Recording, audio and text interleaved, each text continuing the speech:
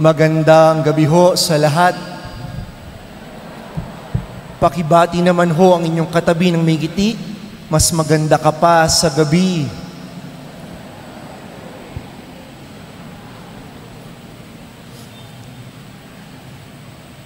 Minsan, meron daw hong isang kwento. Meron daw hong couple na nagsiselebrate ng kanilang kauna-unahang taon ng pagsasama. At syempre ho, tuwing anibersaryo ay nagbibigayan ng regalo. Pero itong couple ho na ito ay hindi naman gaanong karami ang kanilang pera. Yung babae ho, ang meron lamang sa kanya ay ang kanyang napakahabang buhok. At yung lalaki naman ho, ang tanging meron lamang siya ay ang kanyang relo, pero wala yung strap. Dumating na ho ang anibersaryo. Nagulat ho sila nung nagbigayan na ho sila ng regalo.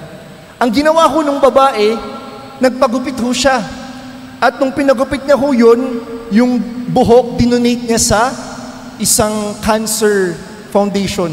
At yung pera, ginamit niya pang bili ng strap nung relo nung lalaki. At yung lalaki, ang ginawa, binenta niya yung relo niya para makabili ng trintas nung buhok ng babae. Kaya ito na, nagbigayan na sila. At nagtawanan sila at nagsabi ng, I love you. Pag nagbibigay ho tayo, ganon. Katulad dun sa naikwento ko. Pag nagbibigay ho tayo, buhos, hindi patak. Pag nagbibigay, buo, hindi piraso. Buhos, hindi patak. Buo, hindi piraso. Ganon ho magbigay. Pansinin ho natin ang pagbibigay ng Diyos Ama.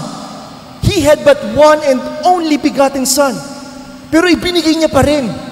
Pero minsan kapag nagbibigay ho tayo, gusto natin may natitira sa atin. Hindi ho ganon ang magbigay.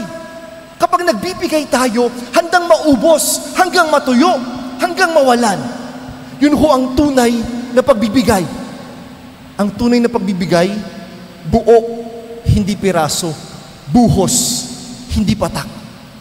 Pag nagbibigay ho tayo, iisipin natin yung ibang tao. Kahit ho sa Ebanghelyo, si Jesus, pinalangin ng mga tao sa sanlibutan. Tama na ho yung pagiging makasarili. Tama na ho yung sasabihin natin, okay na ako. 3 beses akong kumakain sa isang araw, maganda yung damit ko, maganda yung sinusuot ko. Tama na ho yun. Sabi ho ng kanta, walang sino man ang nabubuhay para sa sarili lamang. Yun naman pala eh. Kaya isipin ho natin ng ibang tao. Kaya ako natitigil lang pagbibigayan. Bakit? Kasi pag may taong nagbigay at nakatanggap yung taong binigyan, yung taong nakatanggap, sinasarili. Kinikimkim. Pero pag yung taong binigyan, nagbigay pa ulit, at yung binigyan niya, nagbigay, edi everyone happy. Ganun ho pag nagbigay. May cycle of blessing. Pag nagbibigay, isipin ng ibang tao. Pag nagbibigay, gagantihan ka naman ng Diyos eh. Wala hong taong naging mahirap sa pagbibigay. Lagi niyo hong tatandaan yan. Pag may mga taong generous, sila pa nga yung pinagpapala ng Diyos eh. Pansinin niyo ho, yung Jordan River. Yung Jordan River, this body of water, gives water to the Sea of Galilee. Then the Sea of Galilee gives water to the Dead Sea. At yung Dead Sea, yung tubig, kinikimkim niya lang. Sa kanya lang. Kaya nga, patay yung Dead Sea. Kasi hindi nagbibigay. Kapag nagbibigay ka, gagantihan ka ng Diyos. Sinabi ho sa unang pagbasa, it is better to give than to receive. At ang tema ho natin, sa Diyos ako'y nagtitiwala, siyang aking maaasahan.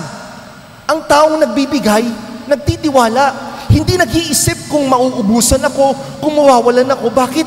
Because God provides. Pag nagbibigay ka, gagantihan ka naman ng Diyos.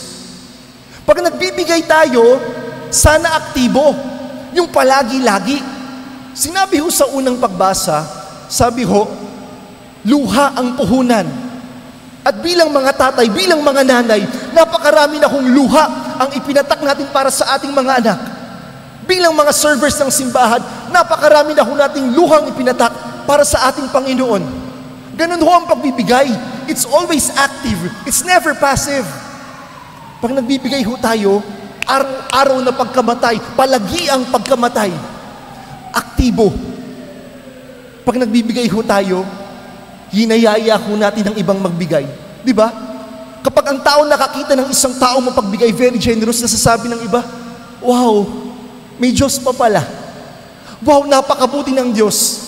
At dahil sa pagbibigay mo, yung taong nakakita ng pagbibigay mo, malamang magbibigay din yan.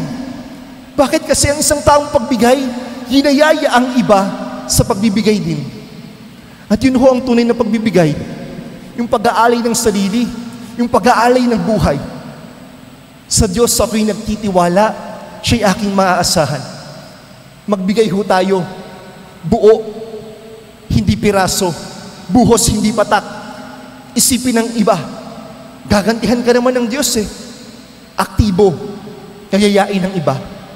At paano ho spellingin ang salitang bigay? B-I-G-A-Y. B, buhos, hindi patak. Buo, hindi piraso. I, isipin ng iba. G, gagantihan ka naman ng Diyos.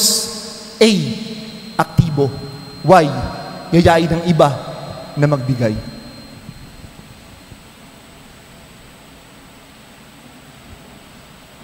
Amen.